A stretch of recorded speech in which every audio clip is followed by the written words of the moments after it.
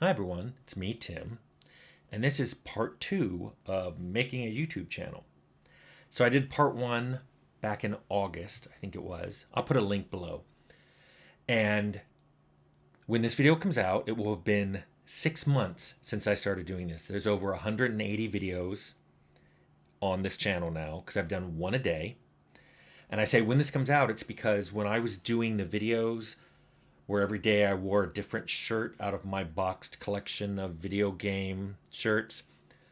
Some of those shirts were kind of stinky, so I'd film a video and then I'd switch to another, like one of my shirts that I'd washed. And sometimes that day I'd film another video.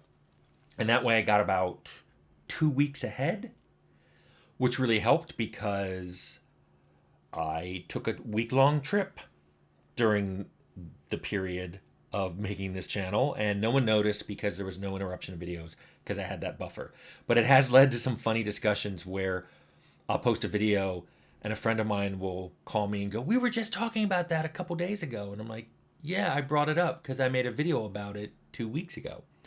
Sometimes it's a coincidence too. I will literally make a video, and because there's a delay of it coming out, after I make it, I'll see a topic come up in the news or among colleagues or with a friend of mine, and then boom, the video I made before I ever saw any of that comes out. But anyway, that's not what I wanted to talk about. I wanted to talk about what has been interesting about making this channel now that I'm a few more months past the last time I made a video. I'm going to talk first about logistics. I touched upon this a little bit in the other video. Windows really seems to fight me on making videos. I have switched video hardware. I have switched microphone hardware multiple times. I've had to deal with video being blurry or too dark or too bright. I finally settled on a Sony ZV-1. My husband got it to me for a gift because it disconnects me from the computer. I don't have to worry about the computer and Windows being strange. Especially the out of sync stuff that happened frequently was just Windows going, yeah, video and sound are coming from the same device, but I've decided to desynchronize them. The sound spikiness came in when I tried using a lav mic and it was a little muty. I finally discovered that I can hook my Yeti directly into the ZV-1, and that solved all my sound issues, especially because now everything is being done with one device that isn't connected to anything and only has this one purpose. Part of the problem I think I was having this trouble with Windows is because my computer is about 7, almost 8 years old now. And some of its USB 3 ports are not USB 3. I found this out when I got my VR helmet last year, my Oculus or Meta Quest 2. I plugged it into a 3.0 port and it did not recognize it. Nothing popped up. I switched to a different 3.0 port and boom, there it was. I think this is because my machine is from 2016 and USB 3.2 specification was not released until 2017. So I think I have some 3.0 devices that need something that's in the 3.2 spec. But they don't say that.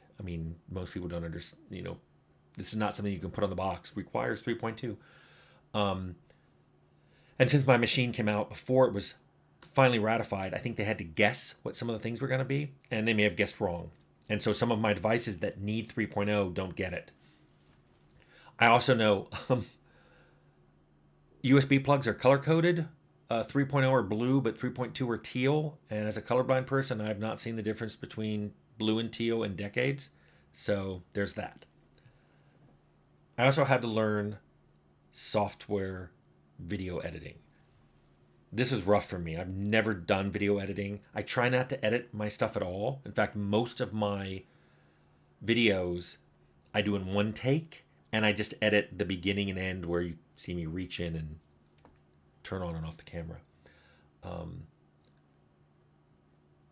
I've also had issues with the dog.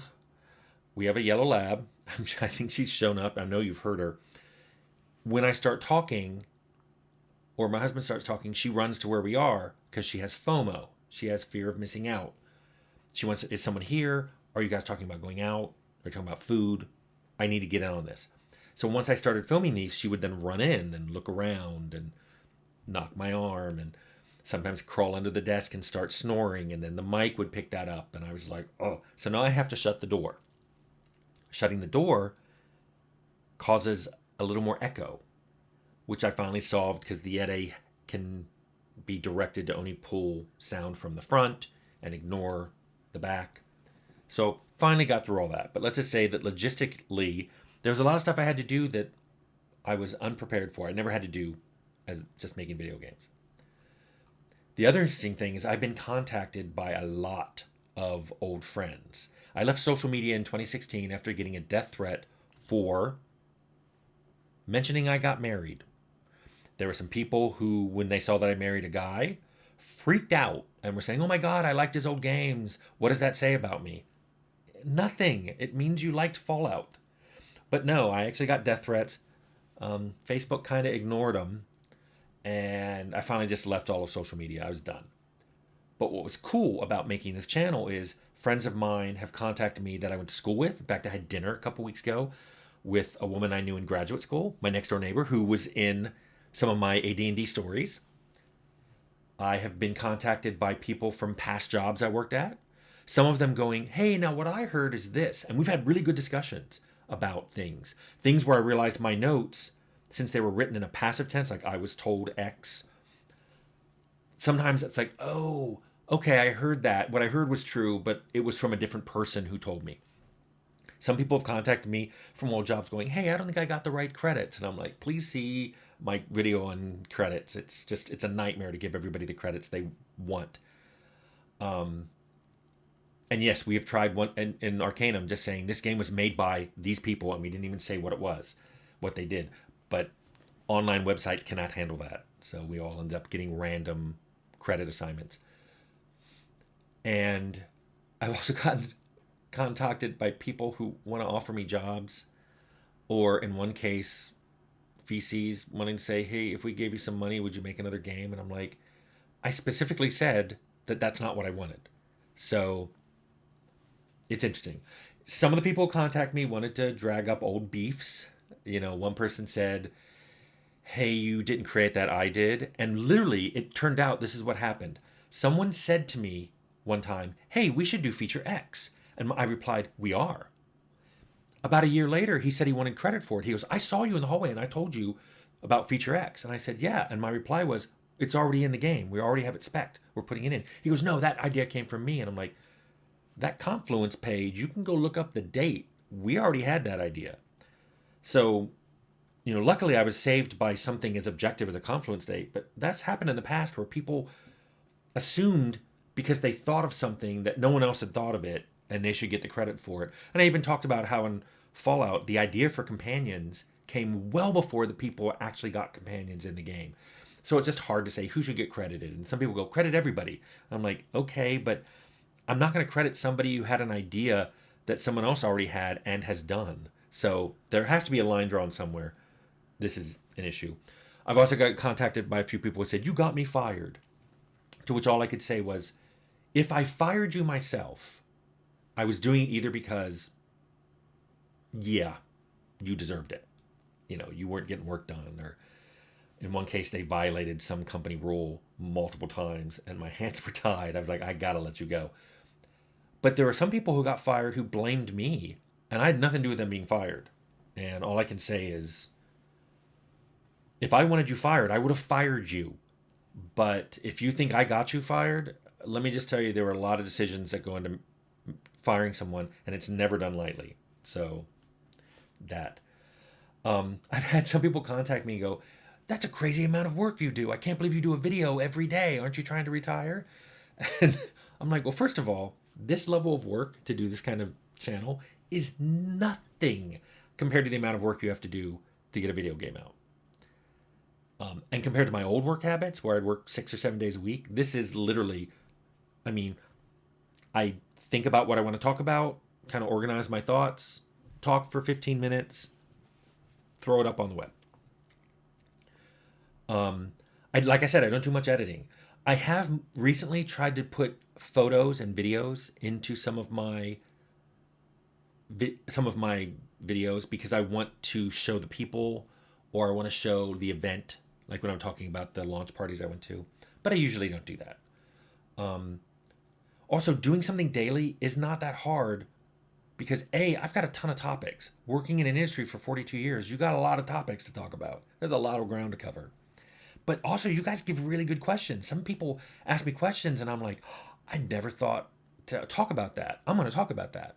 So as long as that keeps going, I'll keep doing this. Yes, it's been 6 months. At some point in the future, I will probably switch to not doing it daily.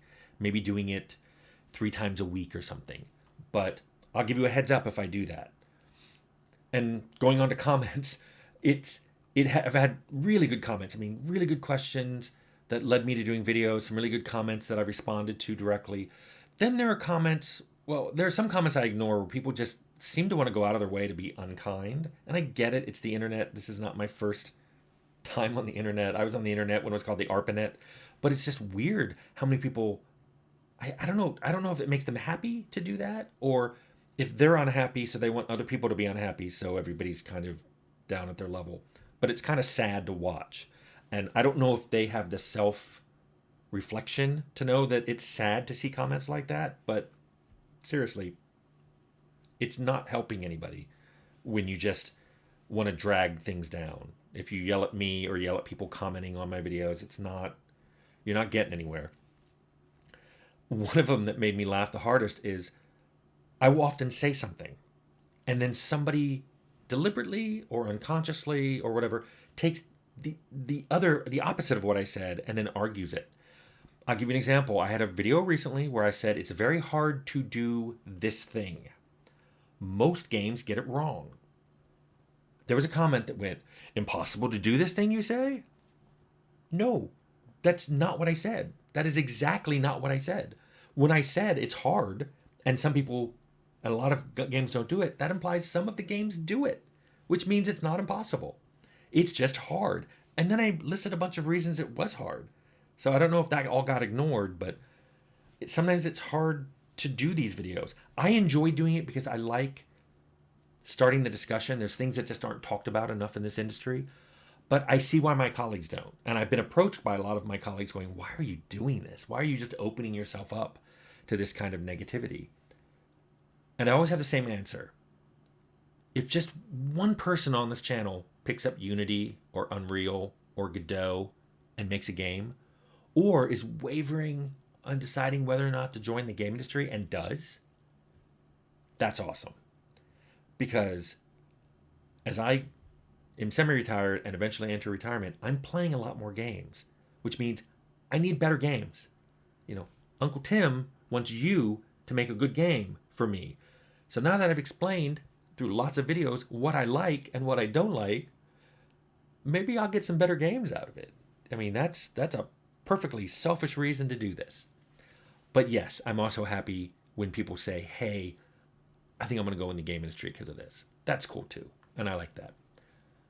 But I do understand why you don't see more videos like this from my industry colleagues.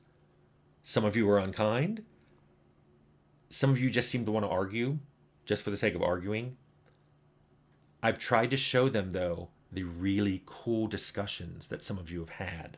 I forward them sometimes to work colleagues going, look at this. This is an interesting discussion of class and skill-based games. We should pay more attention to these things. So I like that I can just provide a space in which those discussions happen, and maybe some games will get better because of it.